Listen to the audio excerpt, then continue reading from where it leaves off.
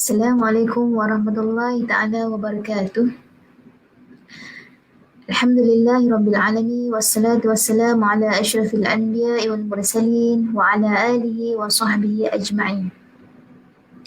Sebelum kita memulakan kuliah kita pada pagi ini, marilah sama-sama kita membuka dengan ummul kita Al-Fatihah.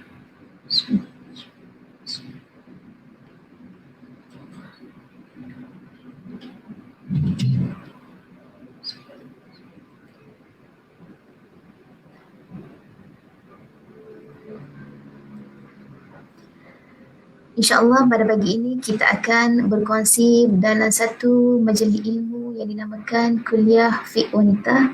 InsyaAllah yang akan disampaikan oleh Ustazah Nurul Iman. Sebelum memulakan kuliah kita pada pagi ini, sedikit saya akan berkongsi tentang latar belakang beliau. Beliau ialah Ustazah Nurul Iman bin Haji Muhammad Zin. Beliau merupakan pensyarah di Jabatan Bahasa dan Pembangunan Insaniah UMK. Beliau mendapat pendidikan awal, dalam peringkat pada peringkat ijazah sarjana muda di Universiti Islam Antarabangsa Malaysia dan di peringkat ijazah sarjana juga di Universiti Islam Antarabangsa Malaysia dalam bidang fiqh dan usul fiqh. Untuk makluman juga, Ustazah sekarang ini sedang menyambung pelajaran dalam bidang Doktor Falsafah dalam bidang fiqh dan usul fiqh di Universiti Malaya. Dan Ustazah sudah berkahwin dan dikurniakan 4 orang cahaya mata. Okey, tanpa melengahkan masa, saya mempersilakan Ustazah untuk berkongsi berkenaan dengan bab taharah, iaitu kenali cairan dan darah wanita. Dipersilakan Ustazah. Okay. Terima kasih Ustazah Norma. Okay, bismillahirrahmanirrahim. Alhamdulillahirabbil alamin wassalatu wassalamu ala asyrafil anbiya'i wal mursalin sayyidina Muhammad wa ala alihi wa sahbihi ajma'in. Assalamualaikum warahmatullahi taala wabarakatuh, para pendengar yang dirahmati Allah sekalian. Okey, terima kasih juga kepada Pusat Islam kerana menjemput dan memberi kepercayaan kepada saya untuk membahaskan ataupun berkongsi ilmu mengenai bab taharah, khususnya berkaitan dengan wanita. Okey. Sidang pendengar yang dirahmati Allah Ta'ala, okey, bab taharah ini ialah satu bab yang besar yang dibincangkan pada awal ataupun permulaan dalam kebanyakan kitab-kitab fiqh lah, kitab-kitab turas. Dia diletakkan pada permulaan bab, sebelum fuqaha membincangkan bab-bab yang lain seperti solat ataupun zakat ataupun haji dan sebagainya. Kerana taharah ini penting sebelum dan ia merupakan syarat untuk melakukan solat yang sah. Jadi taharah adalah perkara yang perlu diambil berat oleh setiap mukallaf.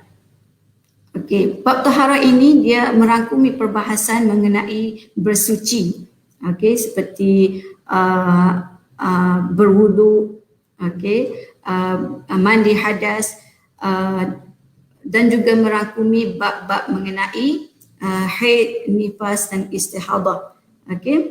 Dan bab haid, nifas dan istihadah merupakan bab yang cukup sukar dalam kitab-kitab fiqh ni.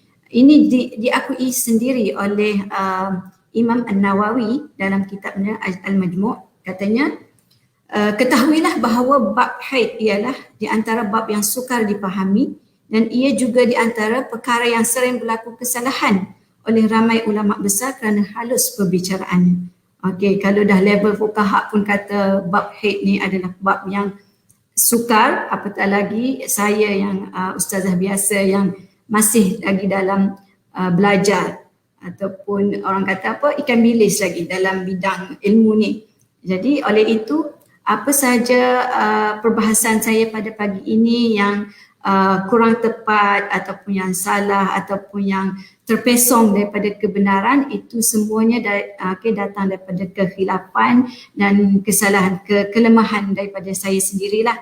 Oleh itu saya sangat menanti-nantikan feedback daripada para penonton, sama-sama kita memperbaiki kalau ada yang silap.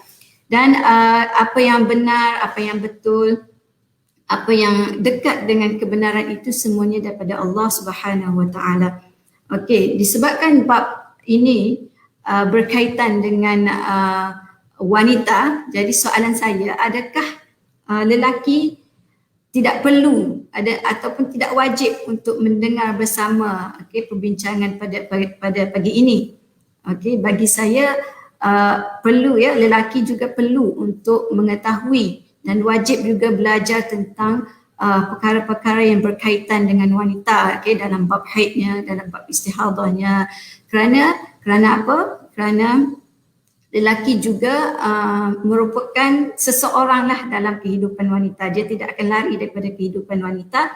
Mungkin lelaki ini merupakan seorang ayah kepada anak perempuannya, ataupun dia seorang suami kepada isteri, ataupun dia seorang abang kepada adik-adik perempuannya. Jadi dia perlu tahu bab-bab berkenaan dengan haid, nifas, istihadah dan sebagainya. Okey, saya sendiri pun walaupun perempuannya, saya masih bertanyakan, kalau ada perkara-perkara yang mengelirukan saya masih bertanya kepada suami saya lah. Okey, kalau kita bertanya tu, satunya mungkin kita tak tahu kan, kerana kita tidak tahu. Yang kedua, kerana kita nak double confirm sesuatu. Mungkin kita terkeliru, jadi kita nak bertanyakan. Sudah tentu kita akan bertanya kepada orang yang paling dekat dengan kita lah, suami. Sebab itulah wanita dalam bab mengenali darah haid, darah nifas, darah istihadah ini, dia wajib untuk belajar, untuk mengetahui dan mengenali darah yang keluar daripadanya ataupun cairan-cairan lelehan yang keluar daripada kemaluannya. Jadi dia kena ambil berat dan dia tidak boleh malu dalam bab ini. Kerana bab ini sangat berkaitan dengan suruhan dan larangan dalam melakukan ibadat-ibadat utama seperti solatnya, puasanya, tawaf, membaca Al-Qurannya dan sebagainya lah. Teringat saya kepada kata-kata Aisyah radhiyallahu anha, katanya, ni'man nisa'ul ansar lam yamna'hunna al-haya'u an yatafaqqahna fid din. Katanya sebaik-baik wanita adalah wanita Ansar. Perasaan malu tidak menghalang mereka untuk mendalami agama. Bukan nak kata wanita-wanita Ansar ni tidak ada perasaan malu, tetapi malu mereka itu tidak menghalang mereka untuk mendalami perkara-perkara agama. Terutamanya perkara-perkara yang berkaitan dengan darah ataupun cairan ataupun segala lelehan yang keluar daripadanya.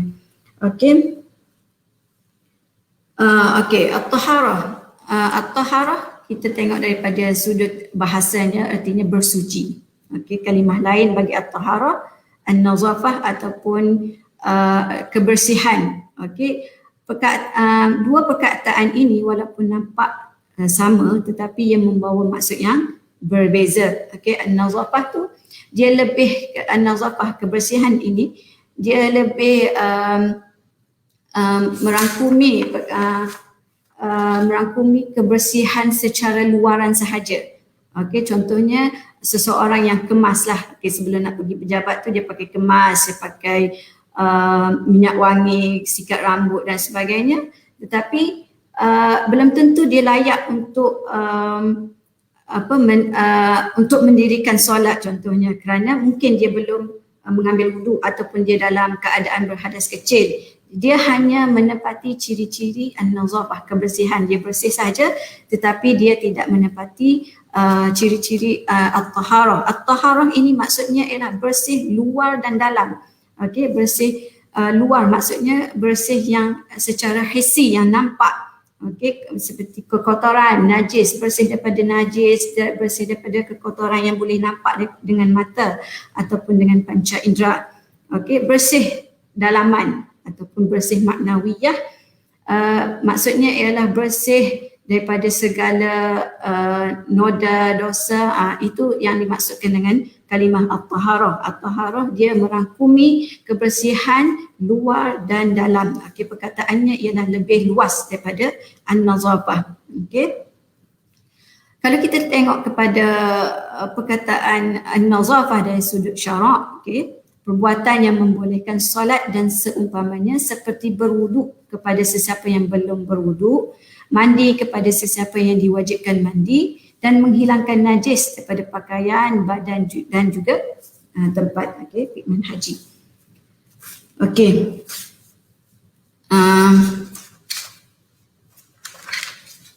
Okey, sebelum kita next slide ya, boleh.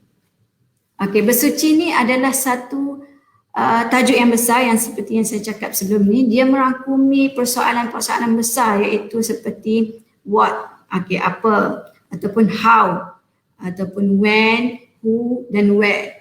Okey, persoalan-persoalan ini perlu dijawab dalam bab bersuci. Okey, apa yang menyebabkan seseorang itu perlu bersuci? Apa yang menyebabkan seseorang itu dikatakan tidak suci, ataupun dia berada dalam keadaan menyebabkan dia berada dalam hadas kecil ataupun hadas besar? Dan apabila dia berada dalam keadaan yang tidak suci, apa yang dia perlu buat? Okey, bila dia perlu buat dan siapa yang perlu melakukan penyucian itu dan di mana dia perlu? Maksudnya ialah bersuci ini adalah satu tajuk yang besarlah untuk menjawab 5 soalan besar ini. Tetapi disebabkan kita kesuntukan masa, jadi saya hanya ingin menekankan kepada apa yang menyebabkan kita ni dianggap sebagai orang yang tidak bersuci. Okey, ghairu tahir. Okey, iaitu yang pertamanya iaitu sesuatu yang keluar dari dua jalan. Okey, ini fuqaha dia menyebutkan istilah fuqaha, dia kata keluar daripada sabilain, dua jalan. Okey. Okey, disebabkan ini adalah kuliah wanita, jadi saya ingin mengkhususkan perbahasan ini kepada wanita sahajalah, sesuatu yang keluar daripada dua jalan wanita. Okey. Next. Okey. Sebelum kita kenali cairan ataupun lelehan ataupun darah wanita yang keluar daripada kemaluan wanita, kita kenali dulu lubang-lubang ataupun rongga-rongga yang menyebabkan dari mananya keluar cairan-cairan ataupun darah-darah ini. Okey, walaupun saya ni bukan bidang perubatan, tapi untuk kuliah kali ini saya banyak merujuk kepada mereka-mereka yang pakar dalam perubatan dalam perubatan, antaranya Profesor Imelda Balchin. Saya memang follow dia punya Facebook, dia punya perbahasan ataupun rancangan-rancangannya. Apa tu yang tanya Dr. Imelda tu, dia memang ada satu segmen dia membincangkan tentang keputihan wanita. Jadi di situ dia menjelaskan dari mana cairan ataupun lelehan ataupun darah wanita ini keluarlah. Okey, dan saya juga ada merujuk kepada website-website yang mengenai kesihatan, terutamanya website kesihatan KKM, Kementerian Kesihatan Malaysia, saya untuk membahaskan mengenai perkara ini pada pagi ini. Okey. Sebelum kita kenali cairan tu, kita kenali dulu lubang-lubang dari mana cairan ini keluar. Okey. Pertamanya setiap wanita dia ada lubang lubang kencing, lubang kencing, uretra. Uretra ni istilah kesihatan lah, perubatan. Jadi kita abaikanlah istilah-istilah ini. Cumanya saya nak tunjukkan kat sini bahawa kita ada lubang kencing, kemudian kita ada lubang faraj ataupun vagina, kita ada lubang dubur, dubur. Kemudian menurut Imelda Balchin, setiap wanita juga ada lubang kecil di sebelah lubang farajnya itu yang dikenali sebagai kelenjar Bartholin. Okey, kelenjar Bartholin sebelah dengan lubang vagina ni. Kemudian di sebelah lubang kencing tu kita ada kelenjar Stins ataupun dikenali sebagai prostat wanita lah. Okey, sekarang dikenali sebagai prostat wanita. Okey, lubang-lubang ni. Jadi apa yang dikatakan oleh fuqaha sabilain itu, dua jalan itu merujuk kepada jalan-jalan yang dari depan, kubul. Kubul itu maksudnya dari depan. Okey. Dan dubur itu jalan daripada belakang. Okey, next. Okey, apabila kita kenali lubang-lubang yang ada pada kemaluan wanita, kita kenali pula apakah yang menyambung kepada lubang-lubang ini. Okey, lubang kencing sudah tentu bersambung dengan dengan usus. Okey, usus ataupun usus kecil ataupun pundi kencing. Okey, lubang kencing ni dia bersambung dengan pundi kencing. Kemudian lubang vagina ataupun lubang faraj ni dia bersambung pula dengan rahim. Okey, dengan rahim. Dan anggota rahim adalah anggota yang hanya ada pada wanita dan tidak ada pada lelaki. Okey, anggota-anggota lain kita sama dengan lelaki. Okey, lelaki cuma berbeza bentuk. Okey, lelaki ada payudara, perempuan pun ada payudara. Begitu juga dengan prostat. Okey, prostat lelaki ada, perempuan ada. Kecuali organ rahim sahaja yang membezakan antara wanita dan lelaki. Okey, rahim ini dia bersambung terus kepada lubang faraj. Okey. Kemudian lubang dubur ini bersambung dengan usus besar. Di sinilah segala najis besar keluar. Okey. Next. Okey, setelah kita kenali lubang-lubang dan juga pundi ataupun organ-organ yang bersambung dengan lubang, kita kenali pula cairan ataupun lelehan ataupun darah-darah wanita yang keluar pula daripada lubang-lubang tersebut. Okey, kalau lubang kencing sudah tentulah air kencing lah yang keluar air kencing sebab dia datang daripada pundi kencing. Okey. Kemudian sebelah dengan lubang kencing tu ada lubang kecil. Okey, yang dikenali sebagai prostat wanita yang mengeluarkan air mani. Okey, mesti para pendengar tertanya-tanya, adakah wanita juga mengeluarkan air mani sebagaimana lelaki? Okey, menurut kajian perubatan kajian perubatan seksual lah, mereka mengatakan bahawa wanita ni, tidak semua wanita mampu mengeluarkan air mani walaupun mereka mampu untuk capai kepada climax ataupun orgasm. Maksudnya tak payah risaulah kalau kita ni tak keluar air mani. Maksudnya ialah tak semua wanita mengeluarkan air mani. Okey, ada sesetengah sahaja yang mampu mengeluarkan air mani. Okey. Seterusnya ialah kelenjar Bartholin. Dari kelenjar Bartholin, cecair apakah yang keluar? Yang pertamanya ialah cecair keputihan. Okey. Lubang Bartholin ini dia menyerupai lubang yang ada pada kita punya mata. Okey, di mata kita tu kan ada lubang kecil yang mengeluarkan air mata. Okey, air mata itu berperanan untuk melembabkan air mata, melembabkan mata. Begitu juga dengan kelenjar Bartholin ini yang mengeluarkan air, lelehan ataupun cairan, berfungsi untuk melembabkan faraj wanita. Sudah tentu ada fungsilah kenapa wanita ni perlu lembab farajnya. Okey, menurut perubatan untuk antara yang saya dapatlah daripada yang diterangkan oleh Dr. Profesor Imelda Balchin, dia kata keputihan ini ialah untuk menghalang kuman ataupun bakteri yang masuk kepada kita punya faraj, melindungi faraj daripada kuman dan juga untuk menyeimbangkan pH. okey, di sekitar kemaluan. Itu peranan keputihan. Okey.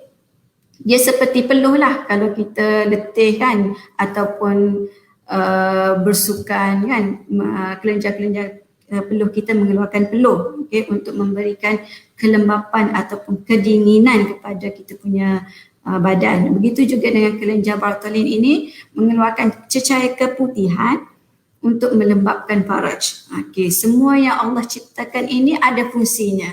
Walaupun kadang-kadang kita rasa susah kan, kenapa kita ni selalu sentiasa basah, selalu ada cairan, selalu keluar cairan kan, susah. Tapi sebenarnya setiap apa yang Allah ciptakan untuk wanita itu ada fungsi dan kebaikannya. Okey. Kemudian,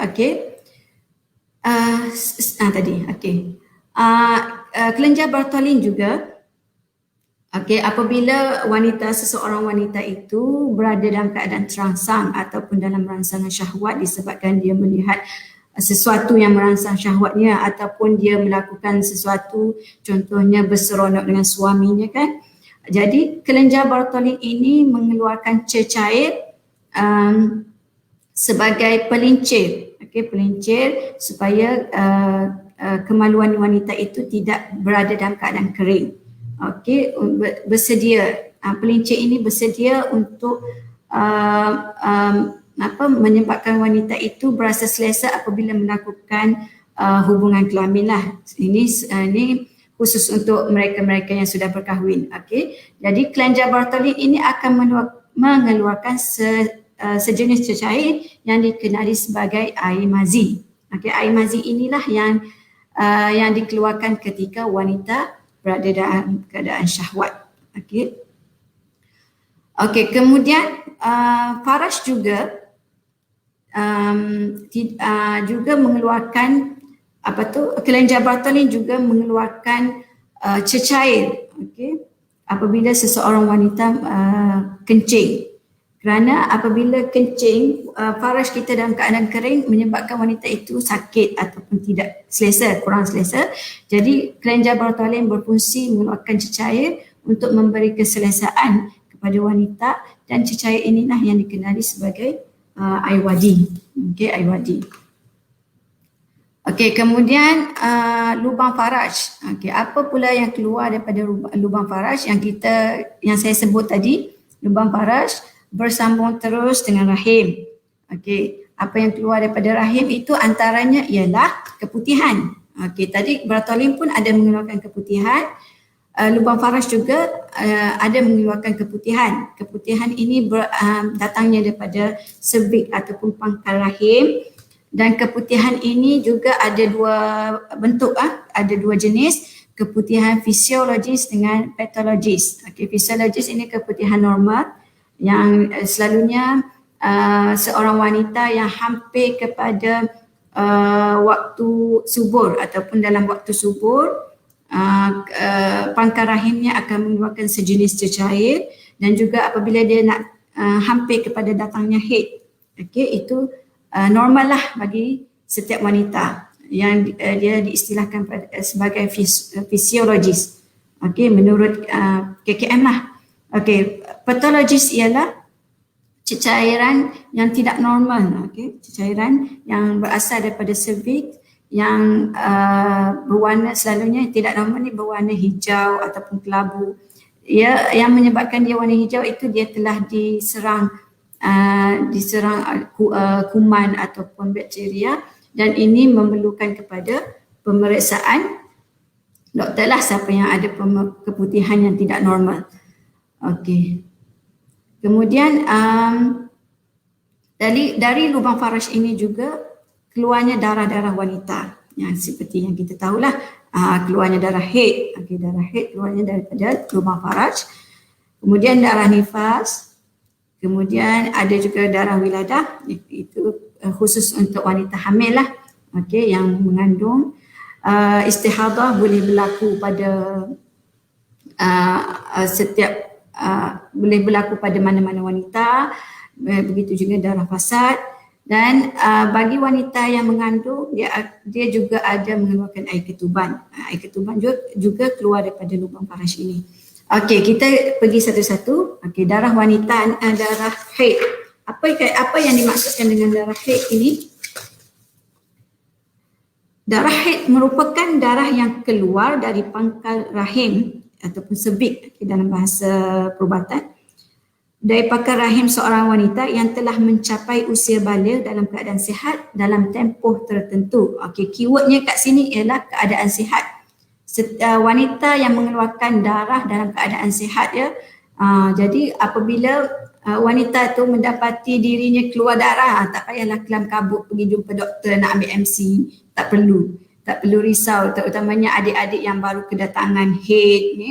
Tengok-tengok buka seluar dalam nampak darah, mula rasa kelam kabut kan, rasa takut dan sebagainya. Tak perlu takut, tak perlu risau, tak perlu rasa gundah gulana kerana haid merupakan darah yang keluar ketika seorang wanita itu berada dalam keadaan sihat.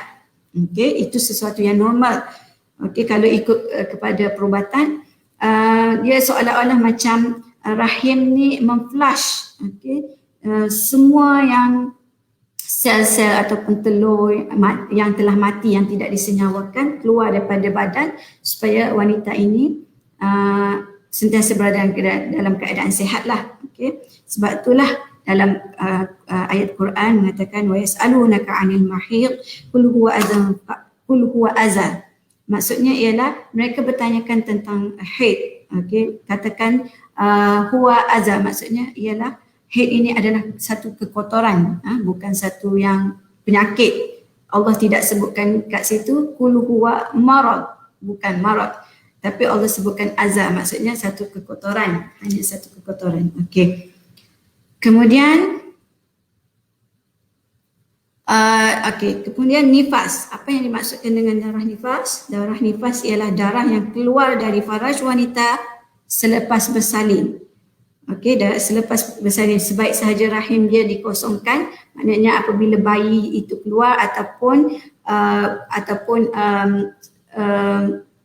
keguguran lah, maknanya keluar segumpal darah ataupun janin, okey, yang disebabkan keguguran, darah yang keluar selepas baik sahaja rahim itu dikosongkan, sama ada kelahiran biasa ataupun keguguran, itu dinamakan darah nifas. Okey. Kemudian darah wiladah ialah darah yang keluar sewaktu bersalin atau darah yang keluar sewaktu kandungan keluar. Tidak kira yang keluar itu bayi ataupun keguguran ataupun melalui pembedahan wiladah yang sewaktu, okey, sewaktu dengan kelahiran bayi. Kalau nifas ialah yang selepas bayi itu keluar, darah tu ada, maknanya itu darah nifas. Kemudian darah istihadah ialah darah yang keluar bukan pada masa haid atau nifas dan ia dipanggil sebagai darah penyakit. Okey, darah bukan haid yang bukan pada tempoh haid ataupun bukan pada tempoh nifas, ia dianggap sebagai darah istihadah. Okey, kemudian darah fasad, apa yang dimaksudkan dengan darah fasad? Okey, yang pertamanya darah yang keluar sebelum wanita itu berumur 9 tahun, 9 tahun Qamariah ataupun 9 tahun Hijriah. Okey, fuqaha meletakkan bahawa wanita kedatangan haid ataupun usia paling awal kedatangan haid ialah 9 tahun Hijriah. Maksudnya dikira daripada tahun Hijri, bukan Masihi ya. Okey, contohnya kalau wanita itu lahir pada 1 Muharram, maknanya dia dikira pada 1 Muharram tahun ke-9, okey. Barulah dia dianggap sebagai darah haid. Kalau darah yang keluar sebelum 9 tahun itu dianggap sebagai darah fasad. Okey, yang keduanya darah yang keluar sebelum bersalin. Okey, sebelum bersalin selalunya dalam keadaan wanita yang hamil apabila berada dalam tempoh nak dekat bersalin, dia akan selalunya keluar darah. Okey, dan keadaan dia contraction tu ada keluar darah bersama lendir, itu dianggap sebagai darah fasad. Okey. Lepas ni kita akan jelaskan apa kedudukan darah-darah ini, sama ada najis ataupun tidak, ataupun bagaimana wanita itu, adakah dia dianggap sebagai hadas kecil ataupun hadas besar dan sebagainya. Okey, daripada lubang faraj ini juga keluarnya air ketuban. Ini khusus untuk wanita yang hamil. Okey, adanya air ketuban. Okey, apa statusnya, najis ataupun tidak, saya akan terangkan selepas ini. Okey, daripada lubang dubur akan keluarnya. Okey, lubang dubur yang seperti yang saya sebut tadi, dia bersambung dengan usus besar. Okey, usus besar dan di sini keluarnya najis, najis besar. Dan ada juga sesetengah wanita dia mengalami penyakit buasir. Kat sini keluarnya darah buasir. Okey, darah buasir ada dua, darah buasir ada yang pendarahan dalaman, maksudnya darah tu keluar daripada dalam, daripada dalam dubur, ataupun darah yang keluar daripada luaran, luaran dubur tu. Okey, kemudian kita daripada lubang dubur ini juga keluarnya kentut, angin, angin. Okey, wanita juga ada mengalami kentut faraj. Kentut faraj ini disebabkan kemaluan wanita ini mempunyai banyaknya rongga, lubang dan juga lipatan-lipatan menyebabkan seorang wanita itu mengalami kentut faraj. Kentut farajnya ada dua, yang normal dengan tidak normal. Yang normalnya ialah angin yang sentiasa ada, yang ada terperangkap di dalam lipatan-lipatan ataupun di dalam rongga-rongga yang terbuka, yang ini menyebabkan angin itu terperangkap. Jadi apabila ada tekanan, contohnya kita solat kan, kita bangun daripada rukuk, sujud dan segalanya, ada pergerakan menyebabkan adanya angin keluar, itu dipanggil kentut faraj. Okey, kentut faraj menurut KKM, angin yang dibebaskan keluar daripada lubang faraj ataupun permukaan faraj disebabkan banyaknya lipatan-lipatan yang ada pada faraj. Okey. Apa yang menyebabnya berlakunya kentut faraj ni, kentut vagina ini? Yang pertamanya disebabkan sebabnya faraj ni sifatnya ialah mengembang dan mengucup ataupun dia elastik dan fleksibel, dan dia terbentuk daripada otot-otot, dan apabila ada hubungan seksual, selalunya kerana hubungan seksual.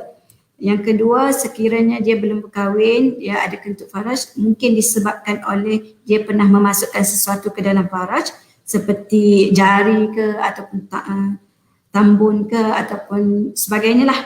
Ataupun kalau dia tak berkahwin pun mungkin kerana dia kuat bersenam menyebabkan dia punya faraj itu mengalami kentut faraj lah, sebab faraj ni sifatnya elastik, fleksibel.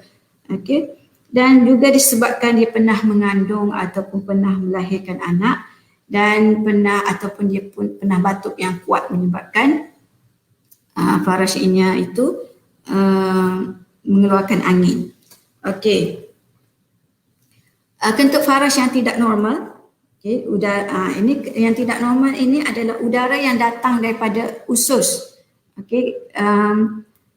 Yang ini perlu mendapatkan rawatan daripada doktor lah, sebabnya selalunya orang yang kentut faraj yang tidak normal ini disebabkan apabila dia kentut melalui daripada usus dia kentut keluar juga ke belakang, keluar juga ke depan. Itu yang kentut yang tidak normal lah, kentut faraj yang tidak normal. Ini kentut ini adalah penyakit yang berlaku apabila seseorang ada fistula atau bukaan antara usus dan faraj, menyebabkan najis daripada usus masuk ke dalam faraj. Dan apabila dia ada penyakit ini, selalunya kalau dia kentut, dia akan mengeluarkan bau ataupun dia rasa sakit. Nah, yang ini perlu dapatkan rawatan daripada doktor.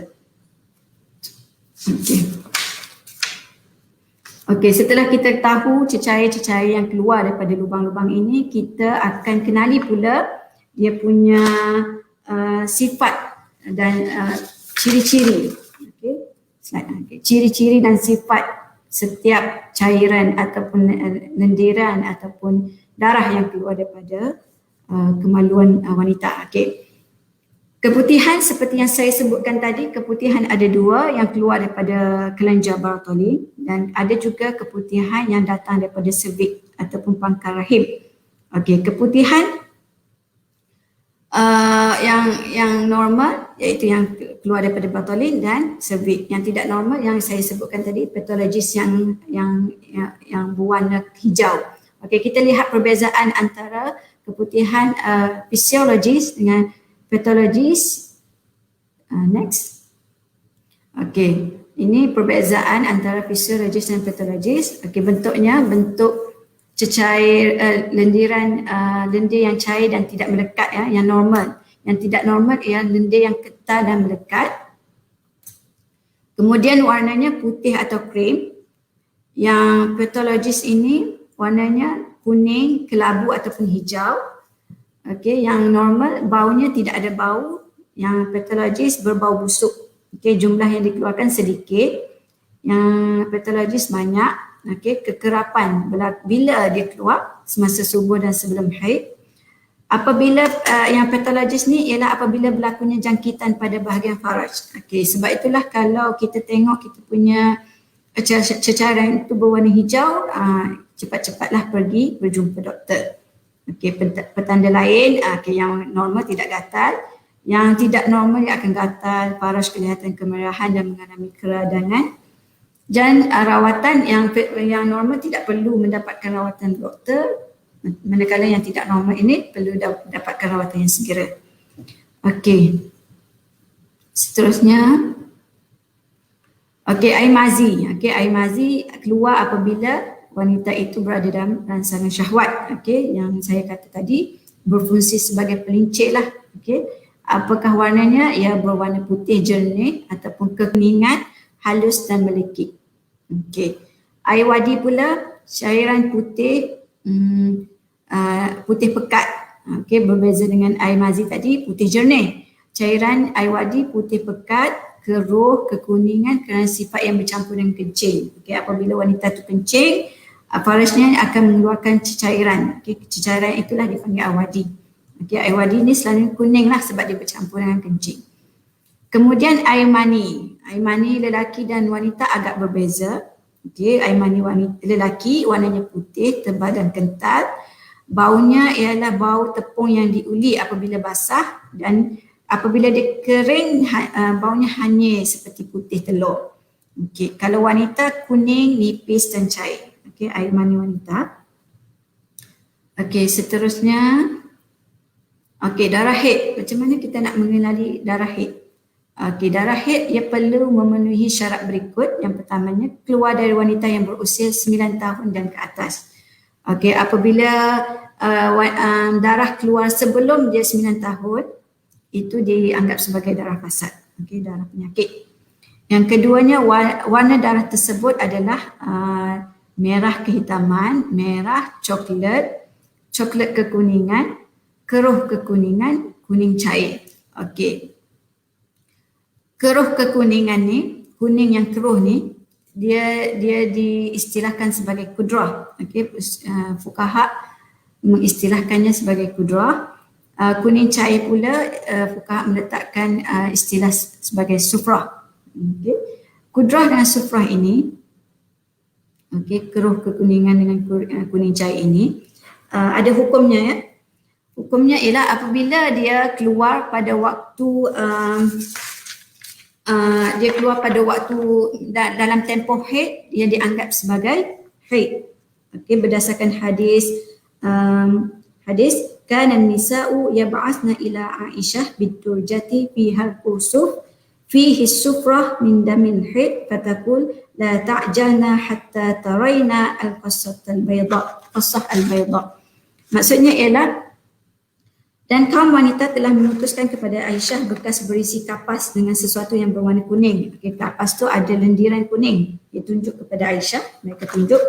Dan Aisyah berkata, jangan tergesa-gesa untuk mendirikan solat ataupun mandi, jangan tergesa-gesa kerana sehingga engkau melihat kapas itu ada cairan yang berwarna putih seperti hingus ataupun kering. Okey, barulah mandi wajib. Maksudnya ialah apabila kita nampak keruh, kuning kekeruhan ataupun kuning cair ni dalam tempoh haid, contohnya kita haid 7 hari. Okey, itu normal lah 7 hari. Okey, dalam hari kelima ataupun keenam kita dapati warna haid tu betulkan menjadi keruh, kudrah ataupun sufrah, dia masih dianggap sebagai haid. Okey. Tetapi jika seseorang wanita mendapati kudrah ataupun sufrah ini luar daripada tempoh haid, contohnya dia mandi, dia dapati dirinya dah suci, dia pun mandi. Apabila dia siap mandi, dia keluar tandas, dia nampak sufrah ataupun kudrah ni, keruh kekuningan, dia nampak. Fuqaha tidak mengira itu sebagai darah haid. Okey, sebab berdasarkan hadis Ummi Atiyah, kunna la na'uddu al-qudrata was-sufrata ba'da tuhri syai'an. Kami tidak mengira warna kudrah ni dengan sufrah ni dalam tempoh suci itu sebagai apa-apa. Tak ada apa-apa, maksudnya tidak dianggap sebagai haid lah. Okey. Begitu juga apabila keruh kekuningan ataupun kuning cair ini keluar sebelum tempoh haid. Contohnya, setiap 1 hari bulan dia memang keluar haid. Jadi sebelum 1 hari bulan, misalnya 1 hari bulan 7, sebelum 30 hari bulan 6 tu dia keluar kuning. Kuning tu belum dikira sebagai darah haid. Itu tidak dianggap sebagai apa-apalah, maknanya dia masih suci, dia perlu sembahyang, dia perlu puasa dan sebagainya. Okey. Kemudian darah haid juga dianggap sebagai darah haid apabila tempoh keluarnya tidak kurang dari sehari semalam, 24 jam. Misalnya pada 1 hari bulan 7 tu dia keluar pada pukul 1 tengah hari contohnya. Kemudian pada pukul 2 tu dah tak keluar, pukul 3 tak keluar. Sampailah keesokan harinya masih tak keluar, pukul 1 tu sahaja keluar. Jadi itu dianggap sebagai darah istihadah. Okey. Dan tidak melebihi 15 hari 15 malam. Okey, yang keempatnya jarak antara akhir darah yang terdahulu dan darah semasa ialah 15 hari. Dia perlu suci 15 hari. Barulah apabila dia keluar darah, itu barulah dianggap darah haid.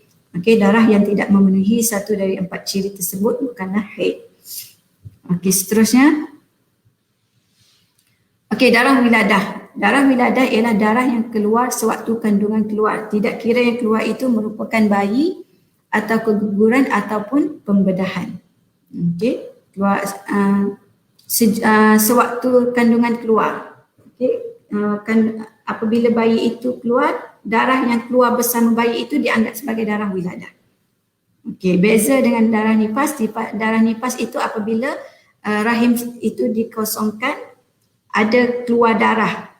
Maknanya bayi itu dah keluar dan diikuti oleh darah, itu baru dikira sebagai darah nifas. Okey, air ketuban pula ialah air ketuban yang memiliki warna bening, kadang-kadang warnanya juga kekuningan, sering meninggalkan bintik-bintik putih di pakaian dalam namun tidak berbau. Okey, air ketuban yang merembes juga biasanya disertai lendir ataupun sedikit darah. Okey. Kemudian darah nifas. Okey, darah nifas pada hari pertama setelah melahirkan hingga keempat itu selalunya darahnya berwarna merah yang terang sama seperti haid. Okey, kemudian pada hari keempat hingga 10 darah menjadi lebih berair dan berwarna merah jambu. Okey, dalam sekitar 8 hingga 10 hari sehingga seterusnya aliran merah jambu biasanya akan bertukar kepada pelepasan putih kuning yang lebih banyak menyebabkan adanya spotting, iaitu kecoklatan yang berlaku. Okey, selalunya lepas 8 hingga 10 hari itu kita dapati darah nifas kita dah sedikit coklatan. Okey. Kemudian darah istihadah. Darah istihadah ialah darahnya sama seperti darah haid tapi lebih lemah dan cair berbanding darah haid. Okey, contohnya darah haid tadi yang saya sebut warnanya kehitaman, merah, okey, coklat, kuning, okey, kuning kekuruhan dan kuning cair. Warna istihadah juga sama macam haid tetapi dia agak lemah. Dia agak kalau merah, kalau haid darahnya agak terang. Okay, darahnya agak kuat.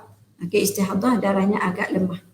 Okey, siapa yang pernah mengalami darah istihadah dia dapat membezakannya darah haid dengan darah istihadah. Okey, darah fasad ialah warna merah terang seperti darah biasa. Okey, kalau kita terluka kan, luka jari kan keluar darah, warna darah fasad selalunya darah yang seperti darah biasa. Okey. Bentuk faraj ni cirinya ada yang normal dan tidak normal seperti yang saya sebutkan sebelum tadi. Okey.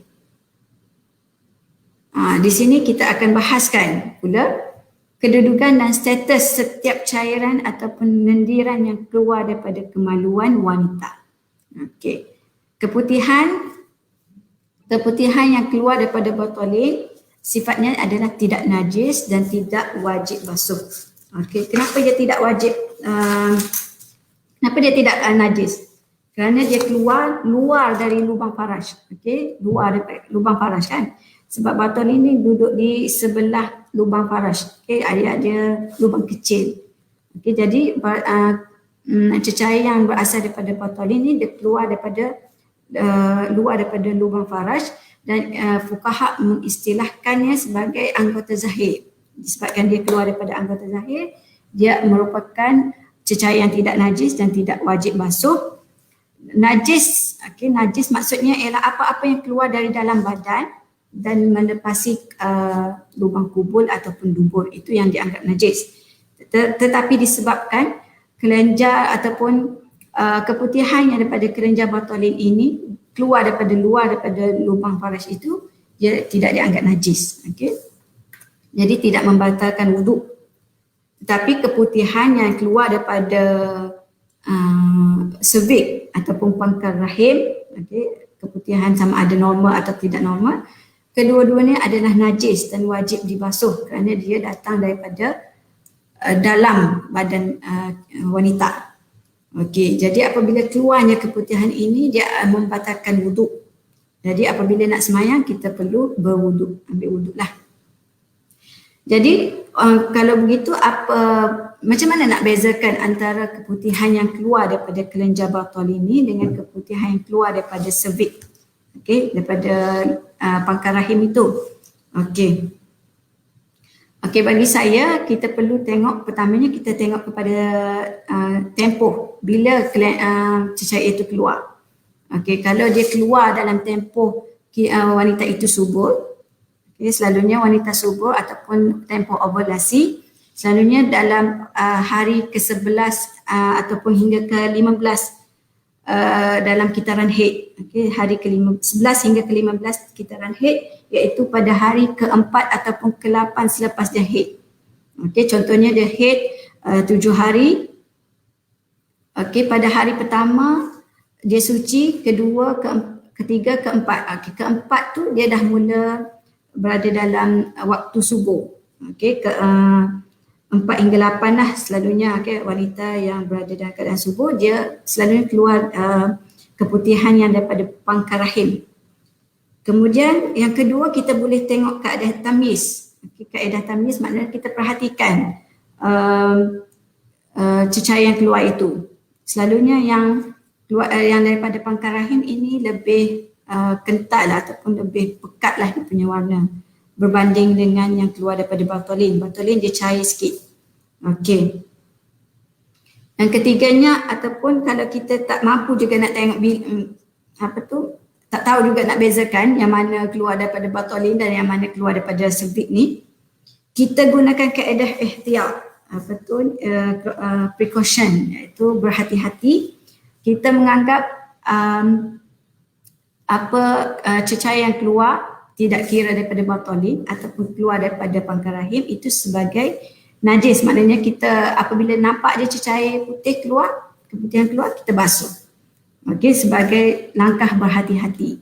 Walaupun dalam kitab Tuhfatul Muhtaj ataupun I'anatul Talibin, dia mengatakan bahawa jika tidak dapat dipastikan ataupun disangsikan apakah yang keluar itu daripada bahagian dalam ataupun bahagian luar, daripada batin, bahagian dalam, maksudnya ialah daripada pangkal rahim ataupun daripada luar faraj, yang daripada kelenjar botol itu, maka ia dikira suci. Namun begitu, nasihat saya, kita hendaklah, saya syorkanlah kepada diri saya dan para pendengar di luar sana untuk sentiasa pakai panty liner. Jadi kalau kita pergi ke mana-mana dan nak melakukan solat kan, kita hanya buka saja panty liner yang kita pakai itu untuk kita sentiasa berada dalam keadaan suci, dan begitu juga untuk memberikan ketenangan kepada kita apabila melakukan solat. Kita tak adalah nak was-was sebab itu saya syorkan kepada saya diri sendiri saya dan juga para pendengar untuk memakailah panty liner supaya kita sentiasa dalam keadaan bersih. Kemudian air mazi. Air mazi adalah najis, najis dan wajib dibasuh. Wajib dibasuh. Ini berdasarkan hadis Sayyidina Ali di mana beliau berkata, kuntu rajulan madza'an. Maksudnya saya ni seorang lelaki yang sentiasa keluar mazi. Aku sentiasa mandi pada musim sejuk sehingga belakangku kelihatan pecah-pecah. Aku bertanyakan hal itu kepada Rasulullah SAW. Kemudian Rasulullah bersabda, jangan kamu lakukan seperti itu lagi. Jika kamu melihat mazi, maka basuhlah kemaluanmu dan berwuduklah sebagaimana kamu berwuduk untuk solat.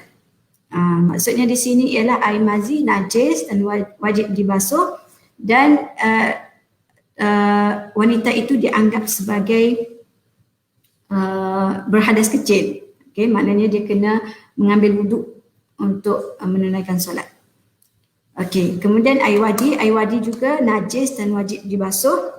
Ini disebabkan air wadi yang bercampur air kencing. Air kencing najis. Apabila bercampur dengan cecair yang keluar tu, dia pun ikut najis. Maknanya najis dan wajib dibasuh.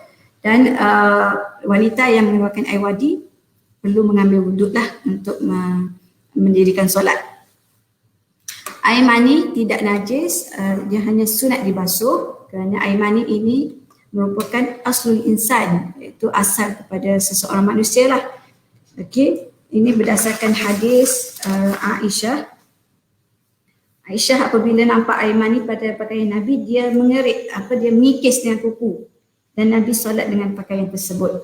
Walaupun ada khilaf fuqaha dalam perkara tersebut, ada yang kata dia mengerik dengan kuku kerana dia kering. Kalau basah tentu Aisyah basuh. Tapi kita keluar kepada khilaf, kita anggap air mani ini sebagai yang tidak najis, sunat dibasuh berdasarkan hadis Aisyah itu yang mengikis dengan kuku.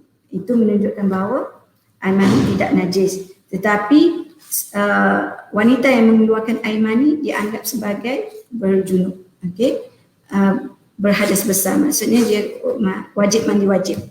Ini berdasarkan hadis Zainab binti Ummu Salamah, bahawa Ummu Sulaim bertanya kepada Rasulullah SAW, ya Rasulullah, inna Allah la yastahi min al-haq, hal 'ala al-mar'ah ghuslun idza ihtalamat?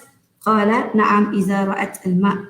Maksudnya ialah, wahai Rasulullah SAW, sesungguhnya Allah tidak malu terhadap perkara kebenaran. Adakah menjadi kewajipan bagi seorang perempuan itu untuk mandi wajib apabila dia bermimpi? Maka kata Nabi, ya, dia perlu mandi apabila dia melihat terhadapnya air mani. Air mani dia perlu wajib mandi. Kemudian next. Darah haid juga najis dan wajib dibasuh. Siapa yang keluar darah haid, dia dianggap sebagai berhadas besar dan dia wajib mandi wajib apabila suci. Dan tanda suci, tanda kita nak tahu macam mana kita ni dah suci, dia ada dua kaedah, dua tanda. Yang pertamanya al-jufuf, jah, maknanya kering. Kita lalukan kapas ataupun tisu kepada kemaluan kita dan tengok pada tisu itu, kalau kering, tidak ada apa-apa, dianggap sebagai suci. Yang kedua, kita lihat kepada al-qassatul bayda, maknanya ialah lendir putih. Keluarnya lendir putih. Kita lalukan tisu kepada kemaluan kita, kita dapati ada lendir putih seperti hingus, itu menandakan kita telah suci daripada haid dan wajib mandi wajib.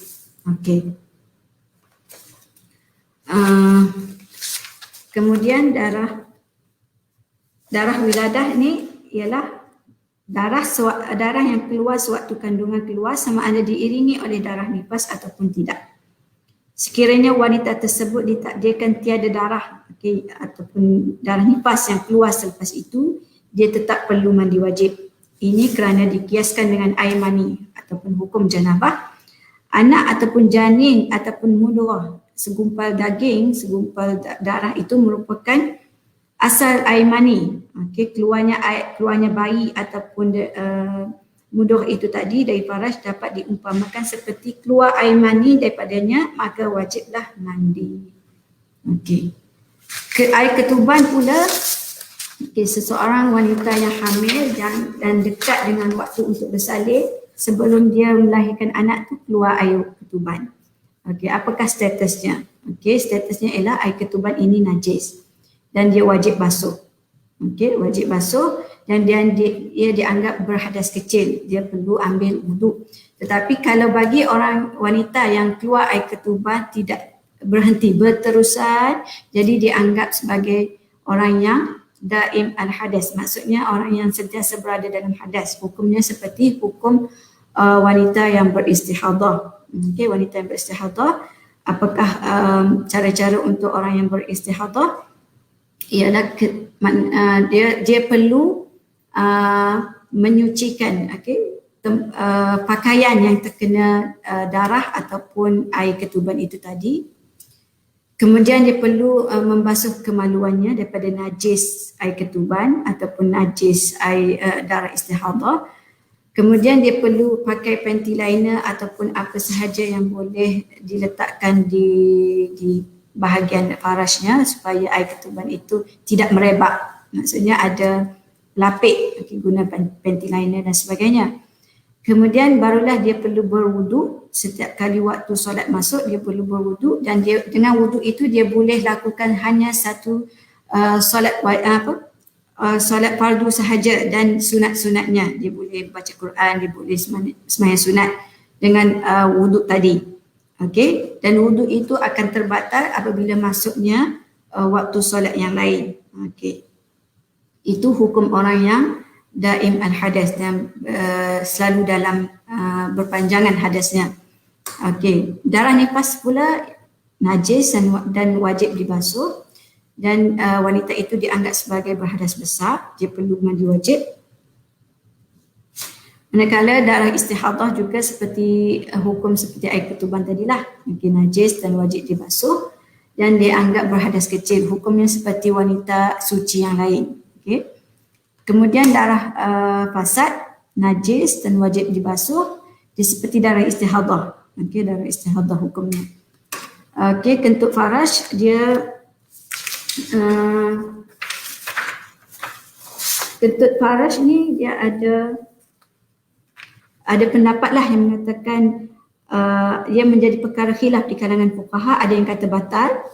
Kentut faraj ni apabila kentut, maknanya wuduknya batal. Itu bagi pandangan yang mengatakan bahawa kentut faraj itu membatalkan wuduk. Mereka berdalilkan dengan dalil la wudu illa min sautin aw rihin. Tidak perlu ambil wuduk kecuali kita mendengar bunyi ataupun ada bau. Tak kiralah angin itu ataupun angin itu keluar daripada depan ataupun daripada belakang. Dan ada yang kata tak batal.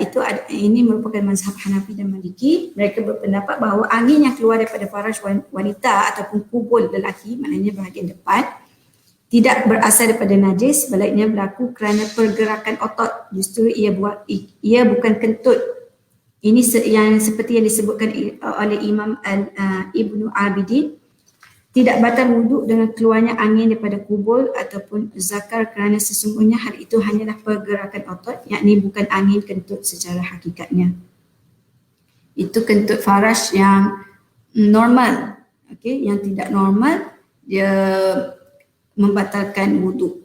Dan dia dihukumkan sebagai orang yang sentiasa dalam keadaan berhadas apabila dia kentut yang berpanjangan lah.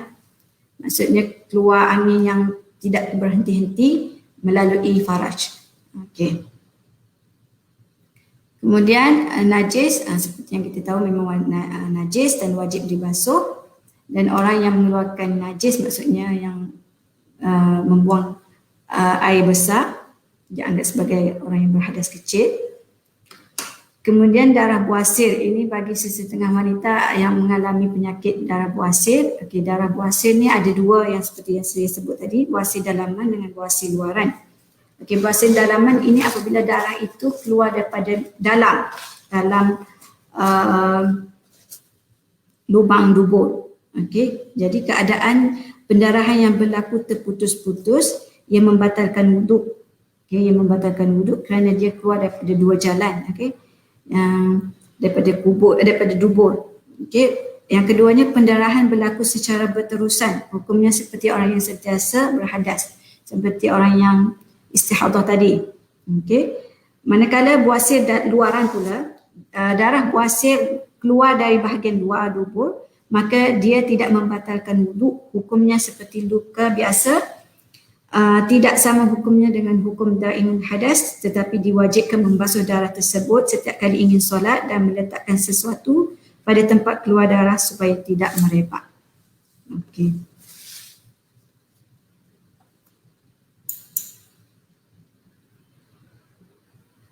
Okey, setakat ini sahajalah perbincangan kita mengenai cairan, lendiran dan darah wanita yang keluar daripada kemaluan wanita beserta dengan statusnya adakah najis ataupun tidak. Okay, kita beri kepada Ustazah Norma. Okay, terima kasih Ustazah Nurul Iman di atas pencerahan atas perbahasan berkenaan dengan cairan-cairan daripada wanita. Di situ kita dapat ambil banyaklah daripada apa itu wazi, apa itu madi, apa itu mani dan apa itu haid, nifas, istihadah dan sebagainya. Kita tengok sekiranya ada soalan daripada penonton. Okey. Daripada ni, Alhamdulillah perkongsian yang baik, disarankan kepada suami-suami dan lelaki di luar sana untuk menambah ilmu berkaitan haid dan nifas. Okey, maksudnya perkongsian yang Ustazah bagi tadi berkenaan dengan haid dan nifas tu bukan untuk wanita sahaja, malah untuk para suami, para lelaki di luar sana lah, untuk menambahkan ilmu pengetahuan.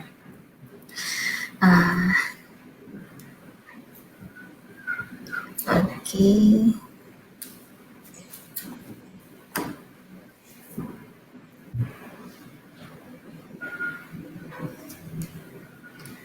Okay, rasanya untuk perkongsian pada kali ini setakat ini sahaja. InsyaAllah ada sambungannya lagi lah daripada Ustazah Nurul Iman berkenaan dengan taharah ini. Kita akan sambung lagi di lain siaran. Sekadar itu saja daripada kami Pusat Islam UMK. Apa yang baik itu daripada Allah Subhanahu Wa Taala, apa yang kurang itu daripada kelemahan diri kami. Wallahu a'lam. Assalamualaikum warahmatullahi taala wabarakatuh. Waalaikumsalam warahmatullahi wabarakatuh.